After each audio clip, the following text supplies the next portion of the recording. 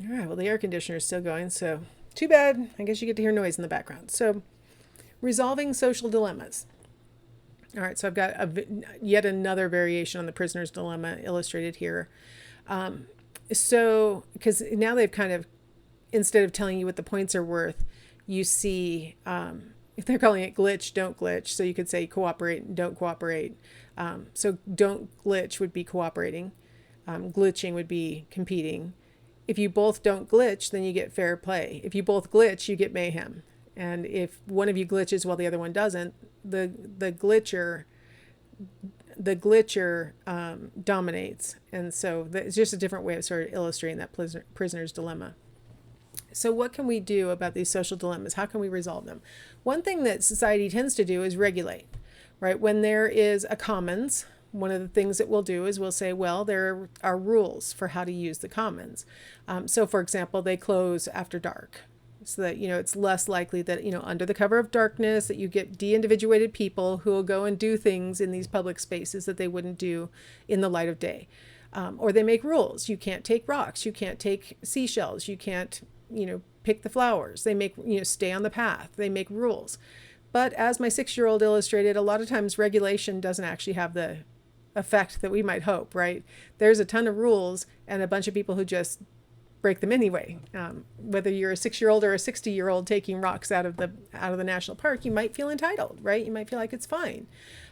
Or you go into the park after dark. There's a sign that says that, but you just have a moderate wall to climb over. So ta-da! I'm in the monument and I can do what I want now. A lot of times people just ignore the regulations. So the instinct is, well, let's make rules. To a certain extent, the rules will keep the rule followers in order, but the rules will not keep the non-rule followers in order. So what else can we do?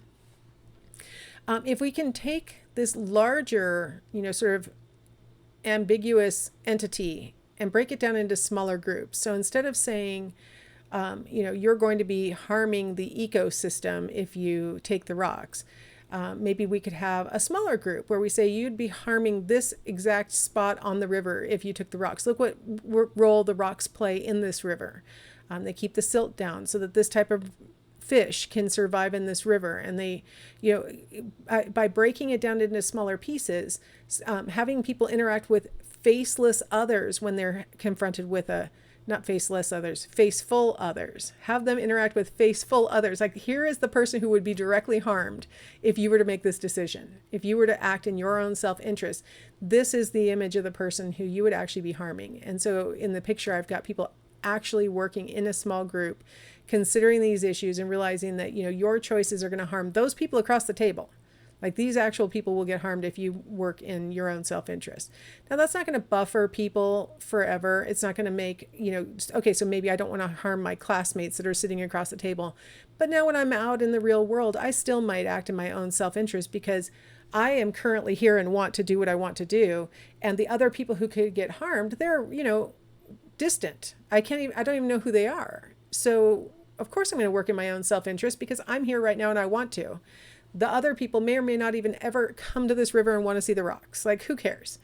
Right? So a lot of times the lessons we learn in the small group don't generalize to the real world. And I think you can think of examples of that having happened in your own life with things that you've learned in class and then not generalizing them to the real world. Or, having been at camp, let's say, if you've ever gone to any kind of like summer camp or day camp where, you learn some like ecological lesson and you really applied it there in that camp situation, you go to another place and you're like, but this is different, right? It doesn't really generalize so that you would take those behaviors and translate them to where you are right now. So small group work is really great for building empathy for the people around you right now, but not necessarily for generalizing. Appealing to a person's altruism. Really appealing to a person to be their best self and to maybe give up what they want right now for the greater good in the long run. And that does work with some people. There are a lot of people who will, they might want to do something like collect things or, throw something out the window or, take the last of something at a party or something. There are people who, when they realize other people might want it too, will change their behavior and cooperate rather than competing. But there are a lot of people who they're like, altruism is for suckers, right? Like, I don't know who those people are. How do I know that they would ever have my best interest at heart? And a person who has that kind of attitude will still glitch, right? They'll still go for their own self-interest rather than internalizing the altruistic appeal. Communication. The more that we can get an individual to communicate with the people who they might be potentially harming, the more they will empathize and their altruistic side will emerge. And so that's one of the benefits of the small group work. If the situation that you're in is one where there are specific others who would be, harmed, or, they would lose out, this can work really well. If you communicate with those people and you really recognize that, oh my gosh, my behavior is having a direct impact on these people who I didn't know before, but now I realize I'm directly impacting them, it can actually open our eyes and change our behavior. But a lot of times the tragedy of the commons, we're not talking about a small group. We're talking about something that the whole city is involved in, or the whole county, or the whole state, or the whole nation is involved in. And it's really easy to not think of everybody else as people. It's really easy to not think of our behavior impacting all those faceless strangers. So really the context determines whether communication can actually change the behavior or not. Change the payoff. If the reward is I get to go home with a pocket of rocks, then, or I get to go home with nothing, you can imagine that a person would be like, well, but I want my pocket of rocks, right? If instead you change the payoff and it's, either you get to steal rocks from the national park, which is how I characterized it to my daughter. I was like, you don't get to steal stuff from the park. Like, all of us own this, and it's not your rocks, it's everybody's rocks. You're stealing it. But let's change the payoff. You can get something from the gift shop that would help you to remember this river, and it would help you to remember these rocks. And so we changed the payoff so that she still got to go home with a memento. I had to buy it, but it was, that way she left without damaging the park, and, got to have something that helped her remember. I got a little t-shirt that had, artistic rendering of the river, and she was happy with it, right? If we can change the payoff. Now, I bought it off. Clearly not all situations are situations where you can just sort of buy a different payoff. But if you can kind of have the person who's looking for their self-interest realize that, you could moderate what your self-interest is and still get your needs met while perhaps not harming the commons, or while not harming your, so-called opponent or whatever. When I was in 6th grade, they were having a really bad drought in California, and as bad as the one that they had a couple years ago. I think they're now talking about a drought again this year, but 6th grade, it was awful. It literally had not rained in over a year. And so my 6th grade class got to go down and take a tour of this new plant that they were building that was a reverse osmosis treatment plant that was going to bring wastewater in, perform a reverse osmosis treatment on it, and make it actually drinkable.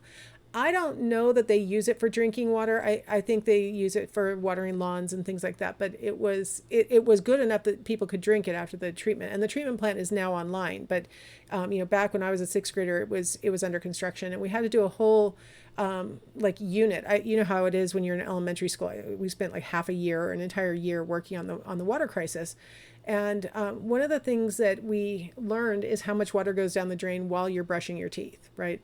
And it's hard for me to imagine people leaving their sinks on while they brush their teeth, because being from, drought-ridden California, I learned very young to turn off your sink. And then also I do a lot of camping, and, we always have minimal water. So we tend not to waste water, but I see that people leave their water running, or they'll blow their nose and put the tissue in the toilet and flush it, things like that. Just things that in 6th grade, we did a presentation on how much water is actually lost through all of those little sort of mindless things that people do that waste water.